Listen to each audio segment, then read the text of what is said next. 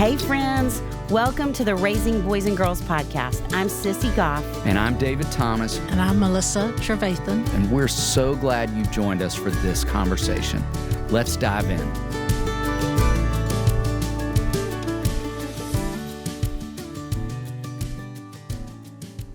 Cynthia Yanof is a wife, mom of three, blogger, and the host of Mesmerized podcast. She loves Jesus, her family, foster care, and having lots of people around as often as possible. Cynthia believes God is found in the real life, everyday moments of parenting, marriage, friendships, and everywhere in between. We've been interviewed by Cynthia in the past, and it was fun to turn the microphone on her today. Enjoy this conversation. Cynthia. Oh my gosh, you guys, we're here. We're here. It is such a treat to get to sit down and talk with you. Between the two of us, we've probably done 6 interviews. I bet with we've done 6 or 7. I would guess. I mean, we're 2 seconds in. I just knocked my water over and I'm grabbing my phone. So I feel like we're off to a very strong start. I agree, totally. But it is so fun for us to get to turn the tables on you and get to ask you questions. Oh my gosh. You guys. Okay, well, I was going to read you text, but I'll just tell you basically what it said. I was telling one of my dear friends about coming here to do this, and I'm like giddy. I'm a little nervous, and I'm never nervous. And my friend texted me, and she's like, tell them how much I love them, and that I got $100,000 worth of therapy from an $18 book that I bought from you guys. And I was like, that is a perfect way to say it. Like, what you guys do is unbelievable. And so it's taking everything I have not to be like, let me ask y'all some questions, because I interview you guys a lot. So here we are. Get to ask you all the questions. So let's start off with you talking a little bit about your family, about the work you're doing. For sure. Yeah. Okay. Thanks for asking. Yes. So, I used to be a lawyer back in the day and did that for many years. And then the Lord kind of called me out of it, not directly into what I'm doing now, but now I podcast, which is why I get to be with you guys, which is so fun. I podcast. I just have written my first commercial trade book. And then, which is called Life is Messy. Oop. God is Good. Yep. Yeah.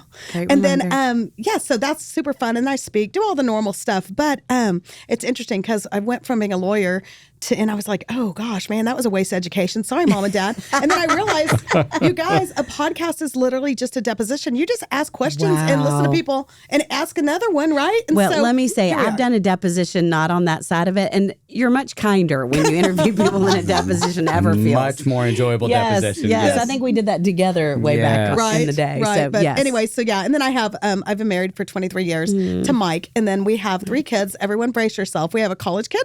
We have a high school kid, and we have a first grader. So so we've got a big span. Whatever. And the age difference is what between those? Like 2 and 3. Okay, so 16 and 7. So so there's a pretty, and then the oldest one is 20.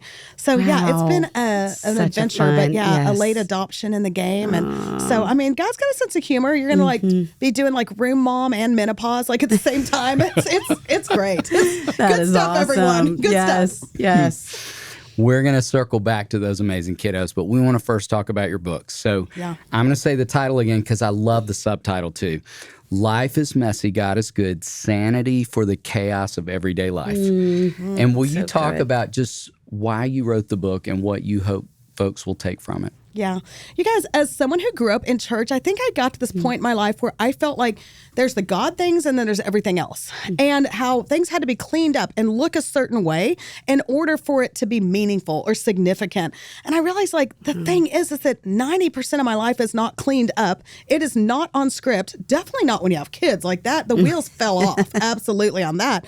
And so then I'm like, okay, how is it, if we're going to have a theology, we've got to have a theology that meets up with reality. And so, if what I'm learning on Sunday doesn't mean anything Tuesday in carpool, then we got a little issue. So, for me, the last several years have been this thing God, I know you're in this. How do I see this? Teach me to see you in all the things, and teach me to not feel like it has to be cleaned up and perfect and postable before I can actually say it's significant. And so I wanted to be real. That's all I kind of know is be real, lay it out there, but also just really laugh. And so my prayer is that it's really funny and real, and whatever it is, life is messy. It is off script. And so let's figure out where is God in that, and how does what we believe, where does our theology, where does it intersect with the reality of every day.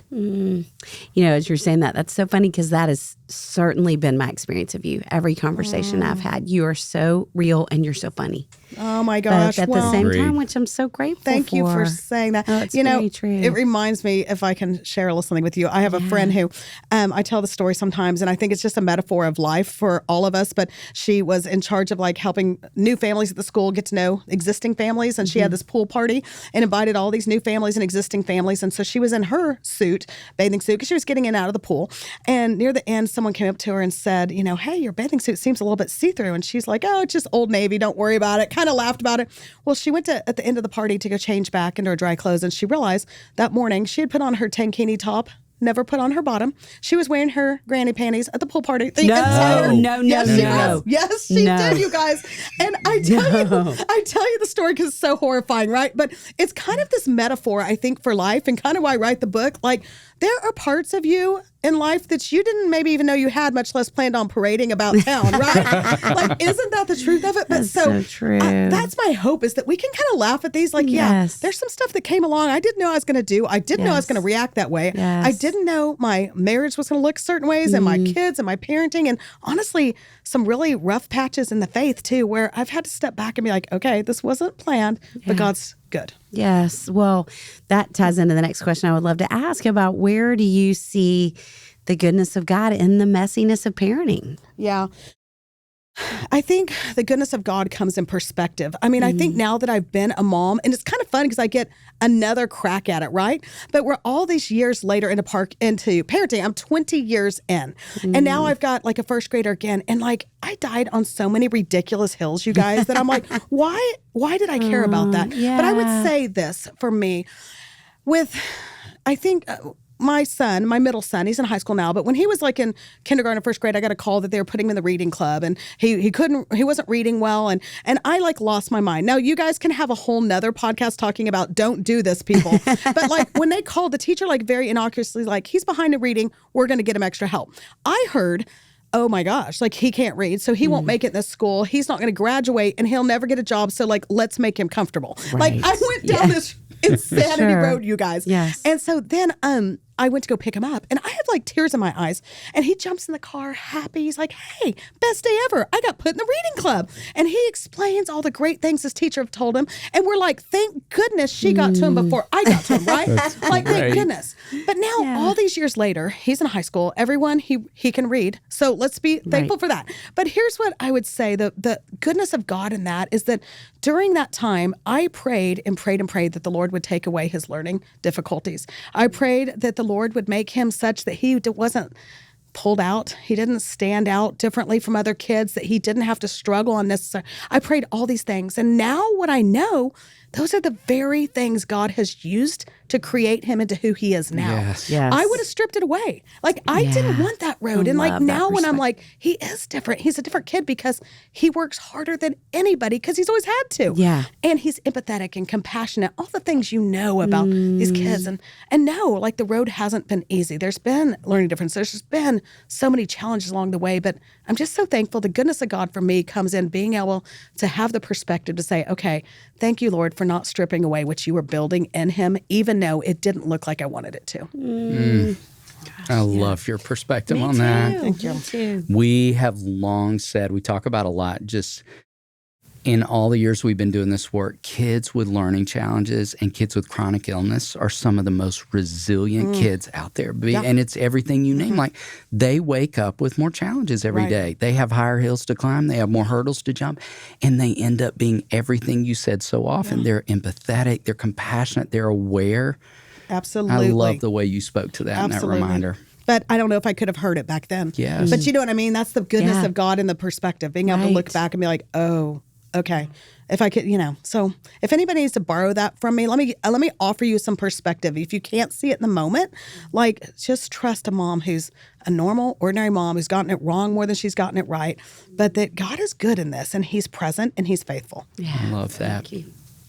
Okay, we want to ask you about the journey of fostering. We're so excited to have you talk some about that, and would love to ask you, just through that journey, what have you learned about yourself? Yeah. What have you learned about your kids? And what have you learned about God?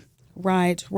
You know, it's one of those things like when we felt the Lord was laying foster care on our heart, we were like, oh, surely not. Like, that's for like, you know, the really spiritual people. And like, we're not those people. Like, you know, we've got like, you know, the dog that barks too much. We've got the kids that play select sports on Sundays. Like, no, surely.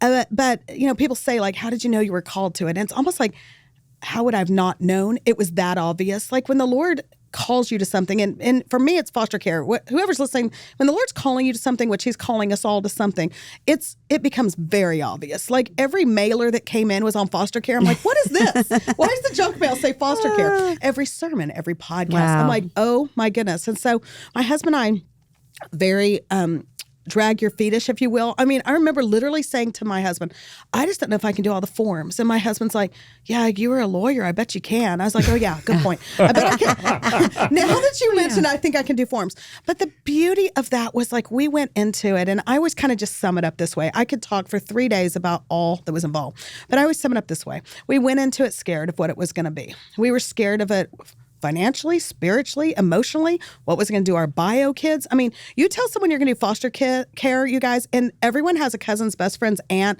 that had a foster kid that nearly killed him, or something like horrific. Truth? And you're Yes. like, what? Please don't tell me that. Don't tell me that Yeah. story. But we went in scared of what it was going to do to us, and we came out as a family scared of who we'd be if we had not done it. Like, Wow. that's what God does when He calls you into these things. Like, you can drag your feet right on into it. I mean, I think that the Lord can still honor that. I know He can because I've done it. And in the midst of it, He changed us. And all the places that I would have wanted to keep my kids out of, all the parts of town we hadn't been in before, we were in, sitting in CPS offices with kids with everything they own in a trash bag, watching kids waiting for parents that didn't come or did come but were not well. And watching all of that, praying over a crib of a baby we didn't even know, just crying out for him. Like, you're not the same on the other side of it. No. So, you know, there's so much to say. Yeah. But I would also just say, like, in the midst of it, God's there. And yes, we ended up adopting, as we know now, we adopted, but we got the kiddo. Yes, that's amazing. But really, we got God. Like, we got a version of Him we had never really, I don't think, sought after and had. And it was incredible. Wow. Well, so parents who are listening who might be considering fostering, what encouragement would you give them? What encouragement would you give parents who are in the midst of it and maybe? Yeah. I would say if you're praying about it and about foster care, you're thinking about it, if it's kind of laid on your heart, or any calling, whatever you're being called to, I would say my pastor says it best when he says God moves at the speed of your next yes. I think that's it. Like, God moves at the speed of your next yes. And I would just say, listen, it doesn't have to be a like resounding yes. Like I just said, we gave a reluctant yes. We're kind of like, okay, Lord, I guess. And God is faithful in that, and He will show up. And so I just want to encourage you that if you're seeking after the God things, then it's time to do that. Like, get out there, do it. It's not an easy road. Everyone knows that. You just ask anyone, they're going to tell you it's not an easy road, but it's the right one. I would say if you're in the midst of it, one of the hardest places we walked was we were waiting to see if we were going to get to adopt him. We had him a couple of years. He was family at this point, and it looked like he was going home. The CPS workers had said, have him packed up and ready to go. I mean, we're 19 months into this, and we're devastated. Also knowing where he would go would be rough.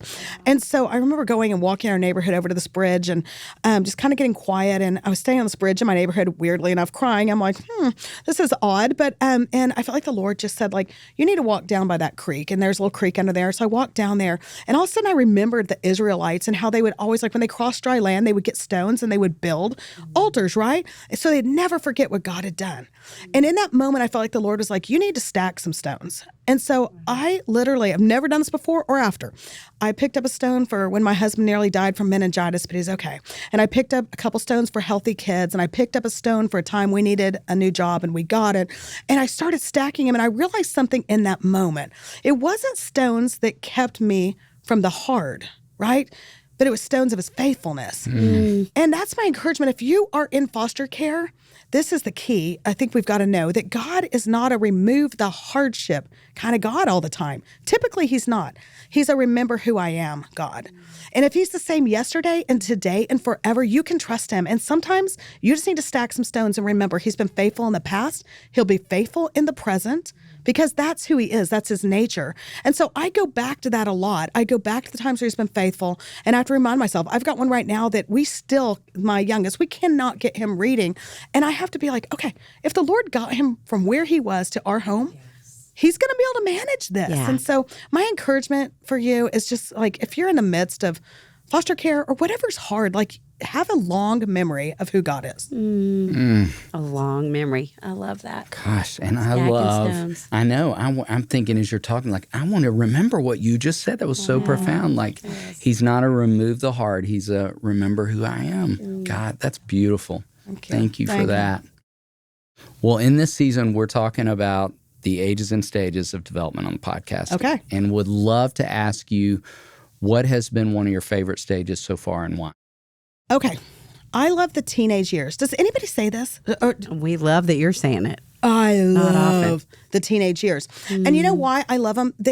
Bless their hearts. I mean, I've got a 16-year-old right now, and then I have one that just turned 20. But, I mean, they're weird and squirrely and at times disrespectful. Everything you're like, what did my husband do wrong raising him? Surely it wasn't me, right? But especially, and I'm going to take a step further, having just taught my second one to drive, he just turned 16. I mean, there's nothing like it. Like these kids, I'll tell you what, like I'm with this kid, I'm trying to teach him to drive, and you get on the freeway and he's going like 20, and you're like, bro, you got to go faster. And then you get in your neighborhood and he's going like 60. And I'm like, what? What's going on? And then like you yell, like you've got to yield. And you know what you get from a 16-year-old? Your mama's got to yield. No. That's what I got. Literally got to, your mama has got to yield. I'm like, you have got to be kidding me.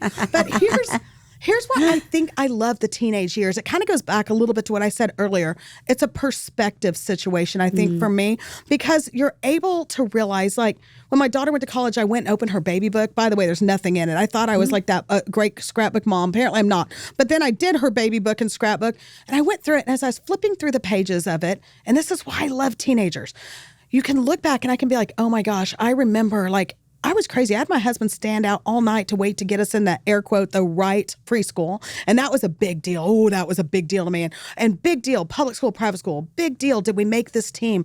Big deal. We're in the right friend group. Junior high, big deal. Did we make the play? High school, even college. Did we get in the right school? Do we have the right ACT score? Well, you know what? Like now, you can look back. I flipped through that scrapbook and I'm like, you know what? The big things weren't the big things. It's the small things that were the big things. The small things are the ones that matter. Those are the places where the DNA of your family is developed. And I am so grateful now because I can see their personalities. I can see what God's been crafting in them. And I can see that all those things that I thought were the huge big things, they weren't.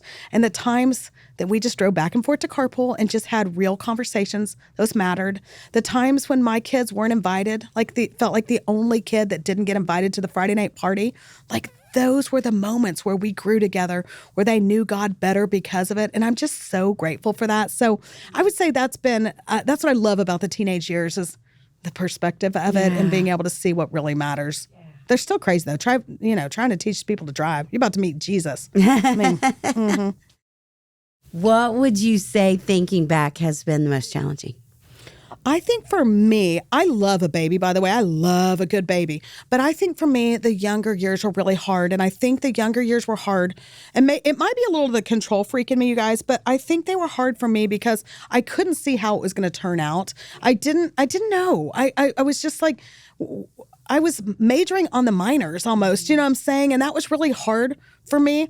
I have this friend, Kimberly, who, when her kids were 5 and 3, one morning, like she felt like the Lord was just saying, teach them to call 911, teach them how. And she was like, well, now this isn't good. Because you guys know, like you teach a little one how to call 911, you could take a shower and the paramedics are waiting for you when you get out, right? Like you don't know.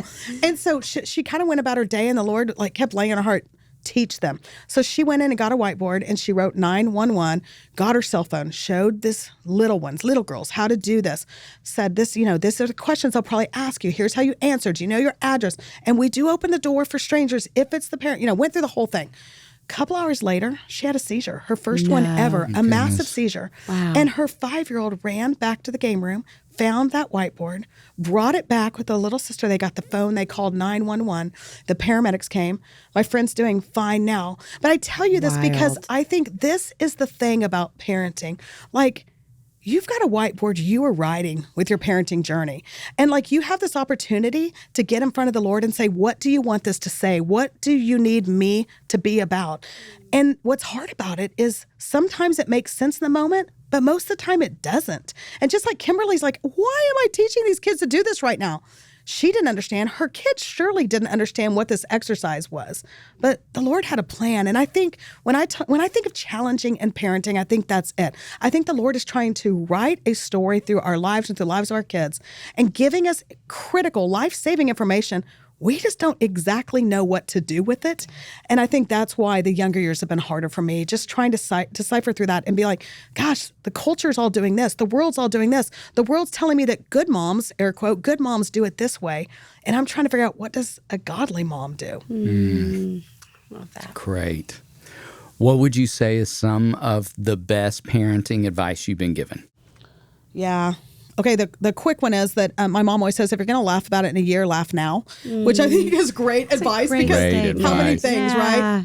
You're like, I'm going to laugh someday, I'm going to laugh now. But I think for me, it's good parenting advice, but it's also the biggest lie I've believed in parenting is probably that we're defined by the success and failures of our kids. And I think that is such a heavy burden for our kids to carry. You guys know this more than anyone. When we're trying to let the success and failures of our kids define us, I think it's crippling for them. And the thing is who gets to decide what's a success, right? Like, the world's definition of success, like, are the things that are measurable. And so you think about success, like, I know, like, if you send a kid to college, you know what the world calls successful. You need good grades every single class. You need to be able to do all these things, play the trumpet, be the president of the club, like all the things that are measurable. How fast can you run around the track? But then the other thing, you guys, is what God would say is success would be the things, the most God-honoring, are not measurable. You know, like taking yourself off the text string, that's not nice. Picking a different friend group because they're making bad decisions, sitting by someone in the cafeteria. And so who gets to decide success? Like, are we lining that up with what the Lord calls success? I think the other thing is failures. I think we can't allow ourselves to be defined by these success and failures because we don't know what's a failure in the moment. My son Brett, the same one, I'm kind of picky on him today, but the same one that had the reading issues years ago, he was in high school and was playing football last year, and this was the year he was going to get to play a lot, and he didn't get put in. The end of the season, I mean, we all felt like this was a failure. I mean, nobody was articulating it, but it was clear. And we went to the football banquet, and they're just handing out all the awards to all the kids that were amazing. I'm glad they were amazing. But I was like, oh, this is hard for him and all of us. But the very last award, the coach called up my son, and I'm like, got the wrong kid, coach. He wasn't playing. And he started talking about the scout team. And, you know, the scout team, he didn't say it this way, I am, but the scout team's the one that gets the real team ready, right? Mm. They're the ones that take the same hard hits. They spend the same amount of time, and they do all the lifting and all that. But they're not out there on Friday night. They're getting the real team ready. And he named my son the VIP of the scout team. Mm. And I realized something in that moment, like, this is the parenting advice I kind of got from this football situation, was that, like, he took a perceived failure and he named it a success. Mm. And as parents, we've got to be in the business of taking perceived failures and naming them a success where we can, because we don't know what the Lord's going to do with it, but we do know that all things are for his good, right? Our good, his glory, really. And so, like, we need to be the parents that are out there naming scout team for our kids, and we're taking the places that may look like a failure, and we're trusting God to make him a success, whatever success looks like to the Lord, not to culture or to us. And we need to be doing that for other kids. Like, I think we need to be looking around. The kids are struggling, kids that are learning differences, or they're having whatever their issues are, emotional difficulties, whatever it is, and be like, you know what? I'm going to start naming a scout team for you, and I'm going to start naming some perceived failures, some successes. Yeah. Great. I love that. I keep circling back around to, I just am so grateful for your perspective, and the perspective that every parent is getting who's listening, grandparent, aunt, uncle, anybody. I mean, your humor, but the years that you've been doing this. I mean, God obviously has you for such a time as this, with this book coming out, to be able to speak to. Thank you. Yeah, where thank everybody you. is. I'm not sure my first grader's teacher feels the same way, but thank you, Sissy. If you could call call her later and explain. We're failing on sight Be happy words. to. Happy to. Will you tell folks where they can find you? Yes. And it's Cynthia Yanof. That's my social. Spell Yanof for them. Yeah, you guys. YANOF. That's Okay. my social. That's my website. Yeah. So anywhere Cynthia Yanof is where you can find me. My podcast is called Mesmerized. Has 2 S's. Mess. Because we talk a lot about just keeping it real. Like life is messy. God is good. Like the book, podcast. So I'd love for you to check out Mesmerized. And Cynthia Yanof, thank you for asking. Yes. of Absolutely. course. Okay, we like to end with something fun and Okay. food related. Oh, y'all are my people. You are my people. Yes, we've got a 2-part question. Okay, let's go. So part 1, queso or guac. Part 2, what's your favorite kind of taco? Okay, now I need to know something. Do you ask every guest those 2 questions? It's okay. It's that specific food. Yes. I love that about you because, like, is there any other food? No, right. No. No. Okay, There's good. not. Okay, I don't want to be that person, but are we okay with the queso that has guac in it? Oh, we just We had just it. had it in Austin, Bob Armstrong. Yes. Okay, because I'm a Texas girl, mind-blowing. so that's Yes. I don't know if I can pick, but I picked the queso with the guac in Yes. it, and and we pick you for that reason. Thank you. Thank you. I'll be here all week. Okay. And then taco. I'm from Texas, so I have to say a brisket taco because we're very serious about our meat. Yes. And so I would say brisket taco, but yeah. Am I allowed to ask y'all real quick? What's your taco? I mean, I got to do a really fun trip to Mexico not long ago, and so I had some great fish tacos. So right now I'm probably fish on a little tacos. bit of a fish taco kick. Yeah. That's good. Never wrong to be on a fish taco. No. Okay. No. What would you say, David?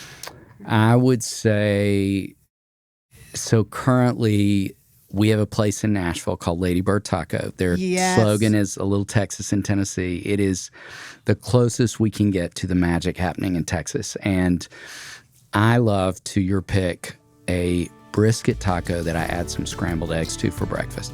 I see no problem with that. I mean, Thank you for why wouldn't you put supporting an that. egg on that? It's fantastic. So that's their lunch taco, but I turn it into breakfast and it's magical. Yeah. I love some Tex-Mex. I'm not going to lie. And I grew up in El Paso. It's on the border. Oh, wow. You know, Texas. And Yes. so I grew up with Real like stuff. real Mexican food. Yes, but, you did. But I like Tex-Mex too. So y'all are the best. I love ending on food. You are a delight. Thank you Yes, for spending you time with are. us. Thanks for having me, you guys. It's so fun to be with you. I don't think there's a bigger fan. I mean, everybody says that I know, but I'm not sure y'all have bigger fans than me. Cynthia from the stalker from Dallas who No, loves you we're too. crazy about you. We Have been for are a lot indeed. of years. So Thanks for thank having you. me. Thanks for being here.